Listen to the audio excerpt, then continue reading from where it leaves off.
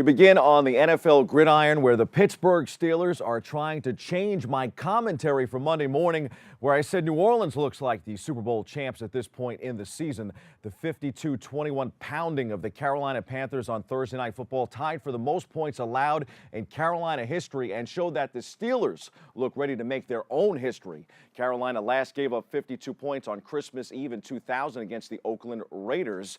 Big Ben fueled the Steelers last night. Roethlisberger finished 22 of 25, passing for 328 yards, 5 touchdowns, and a perfect passer rating of 158.3, the third such game of his career. He hit every throw. The Steelers worked the no-huddle offense. Roethlisberger, a specialty, of course, for him on a short week, and the usually stout Panthers looked uneasy all night long. Pittsburgh is officially in that conversation. The Rams, the Saints, and the Steelers right now are the best teams in the NFL. The New England Patriots and the Kansas City Chiefs are also in the mix. But if the eye test says anything, it's that the Saints and the Steelers are playing the best football right now. Of course, that's not the case here in New York, where the Jets and the Giants are dealing with a multitude of issues. We start with gangrene. Injured quarterback Sam Darnold won't start Sunday for the New York Jets, but the struggling rookie will return to the starting lineup as soon as his strained right foot is healed, Coach Todd Bowles said on Thursday. Perhaps trying to diffuse a potential controversy, Bowles said he will return to Darnold even if veteran Josh McCown, the starter Sunday against the Buffalo Bills, is playing well. I aired Monday on the show. I thought the G-men were in action on Monday Night Football to kickstart the week, but it's actually this coming Monday. The Titans defeated the Cowboys 28-14, if you were curious. I'm pretty sure, even with my mistake, that no one was probably looking for the Giants game on Monday night. Giants game in San Francisco this Monday. Eli Manning will stay under center as the team's starting quarterback. Time for some quick hitters from around the world of sports. We hit the college gridiron, where the Fordham Rams are at Holy Cross Saturday. 2 weeks left in their season, both on the road. Tune into 90.7 FM for the radio call of Saturday's game at Holy Cross. Kickoff is at noon. Other notables include number 1 Alabama versus number 16 Mississippi State, number 2 Clemson at number 17 Boston College, number 10 Ohio State versus number 18 Michigan State, and number 21 Iowa versus Northwestern. College hoops is also back. Division III Purchase College kicks off their season tonight at home, welcoming NYU to the campus for a 7 p.m. tip. The Fordham men crushed Division III CCNY this past week in their opener. They are in Houston this weekend as the D1 opponents return to their schedule. The Fordham women's hoops team will host Wagner tonight at 7 p.m. at Rose Hill. Biggest headline of the week in college hoops, though, is the Zion Williamson story at Duke. Following their 118-84 blowout win over Kentucky, it appears Coach K might have the most talented team yet.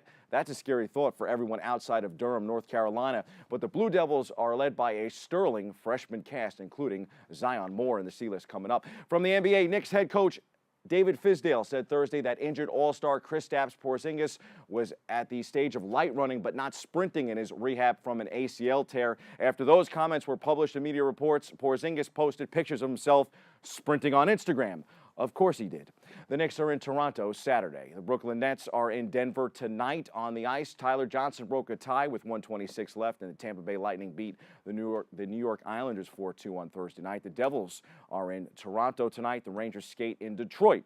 In MLS action, NYCFC will try and come back in the second leg against Atlanta. They play Sunday night at 5:30 p.m. In the UFC, Daniel Cormier took care of Derek Lewis with relative ease in the octagon last weekend. He could be ticketed to face Brock Lesnar now in the UFC. Baseball fans and players past and present gathered at AT&T Park Thursday in San Francisco to celebrate the life of Giants Hall of Famer Willie McCovey, who died on Halloween. Scores of youngsters in the Bay Area and around the country felt the same way about the Giants Hall of Fame first baseman on Thursday. They filled those seats to say goodbye to Willie, the first baseman and left fielder who won NL Rookie of the Year in 1959, and MVP 10 years later was a .270 career hitter with 521 career home runs and 1,555 RBIs in 22 Major League seasons, 19 of them with the Giants. He also played for the Athletics and the Padres. In better baseball news, the Yanks are bringing back CC Sabathia on a one-year deal.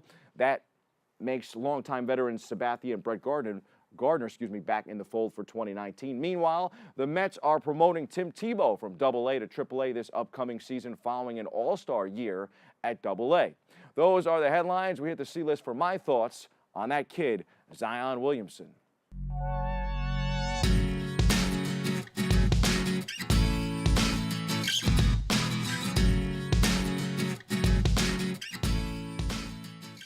I love stirring the pot on my commentaries, as you know.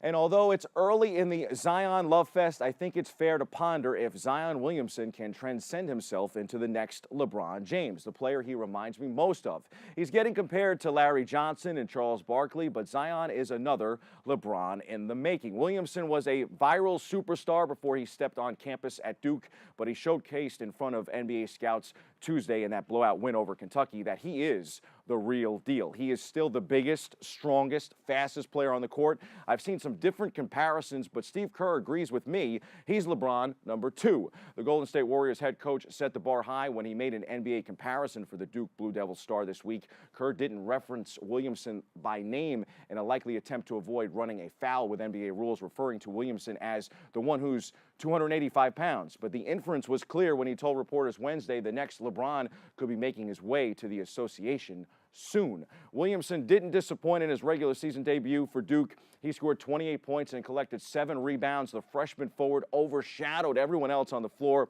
which is saying something given the amount of talent split between Duke and Kentucky. Look out, college basketball world. Zion Williamson is for real. That's your sports. I'm Bobby C.